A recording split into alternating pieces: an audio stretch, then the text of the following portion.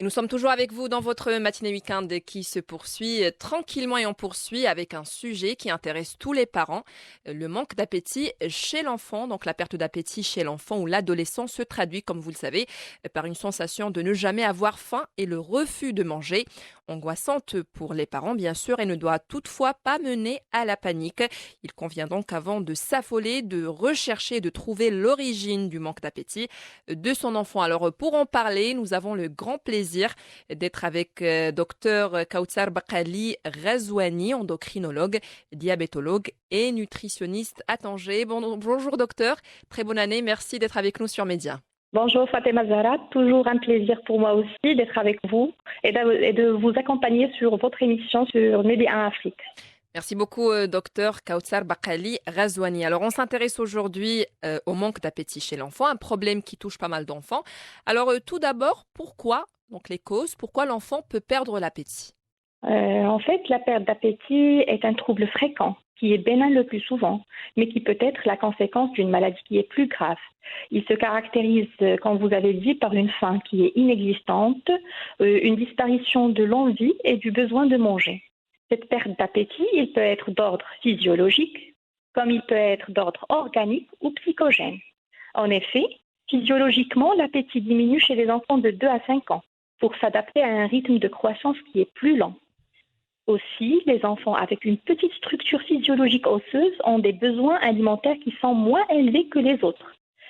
Sinon, si le trouble est organique, il peut être dû à une incompétence du carrefour aérodigestif ou un trouble de l'appareil digestif ou une anomalie de l'appareil respiratoire ou cardiaque.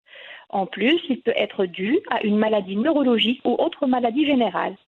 Alors que dans le volet psychogène, on est devant plutôt un refus alimentaire ou une phobie psychique ou corporelle ou les deux. Et dans ce cas, c'est l'historique de l'enfant et son entourage qui va déterminer la nature du trouble alimentaire.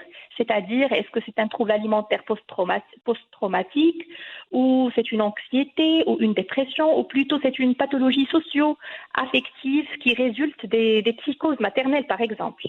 Mhm. Donc c'est vrai que les causes sont diverses. Les Oui. parents, donc il faut s'adresser à qui dans un premier temps lorsqu'il y a un manque d'appétit?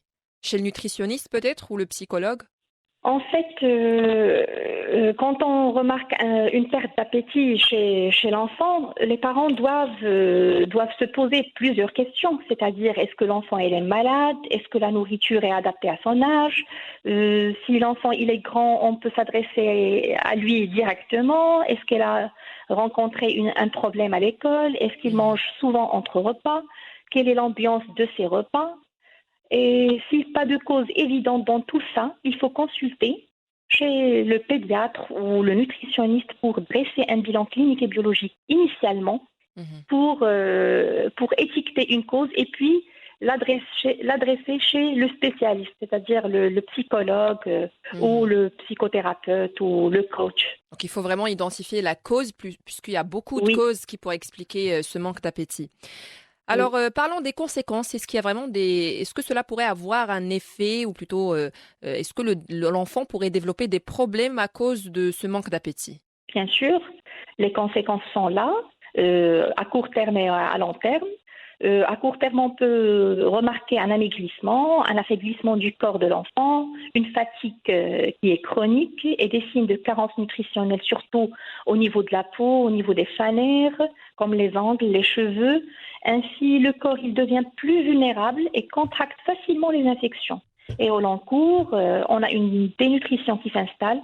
Et aussi chez les jeunes enfants et les nourrissons, on peut avoir même des déshydratations qui peuvent être fatales et qui Mhm. peuvent alarmer les parents et même mener à des hospitalisations de jeunes enfants. Mhm. D'accord, docteur Bakali Razouani. Alors, que faire si l'enfant perd l'appétit? Quelles sont les pistes à suivre et donc des conseils pour aider cet enfant à avoir son appétit? Donc, comme je vous ai dit antérieurement, donc, la première erreur à ne pas commettre est de forcer l'enfant à manger. Il convient de poser les bonnes questions sur cette perte d'appétit. Comme je vous ai dit, est-ce que l'enfant est malade? Est-ce que le régime alimentaire est adapté à son âge? Est-ce qu'il y a des problèmes d'adaptation ou des problèmes de rendement scolaire? Est-ce qu'il fait des grignotages entre repas? Et s'il n'y a pas de cause évidente, il faut consulter pour étiqueter cette perte d'appétit. Et sur combien de temps faut-il juger que c'est un grand problème, que c'est pathologique, ce manque d'appétit? Il est durable. Donc sur la durée, les parents, ils doivent pas s'inquiéter dès le début, bien sûr. Oui, oui, bien sûr, sauf s'il y a un contexte qui est brutal, qui est organique plutôt, c'est-à-dire le bébé ou le jeune enfant, il a des douleurs lors de la déglutition ou il a un rhume ou une dyspnée, c'est-à-dire une difficulté à respirer. Donc, ce sont des motifs qui renseignent vers une cause qui est brutale, une installation brutale de la perte d'appétit. D'accord, docteur, est-ce qu'on peut vraiment considérer le manque d'appétit comme pathologique dans certains cas? Est-ce que vous l'avez bien dit, des fois l'enfant peut même être hospitalisé. Quand est-ce qu'on peut dire que c'est vraiment pathologique? Donc la perte d'appétit pathologique, il peut être brutale, comme je viens de dire, ou progressive. Quand l'installation est brutale, il y a toujours des signes comme les douleurs à la déglutition ou la dyspnée ou des vomissements. Et il faut rechercher dans ce cas des pathologies aiguës, c'est-à-dire de la sphère ORL, de l'appareil respiratoire ou digestif. Par ailleurs, cette installation, il peut être progressif, surtout dans les maladies inflammatoires chroniques du tube digestif, dans le cas aussi des intolérances au gluten ou des allergies alimentaires, surtout aux protéines de lait de vache, ou aussi dans les pathologies tumorales ou endocrines qui sont marquées surtout par un infléchissement de la courbe de croissance de l'enfant et une altération de l'état général qui est durable. D'accord, docteur.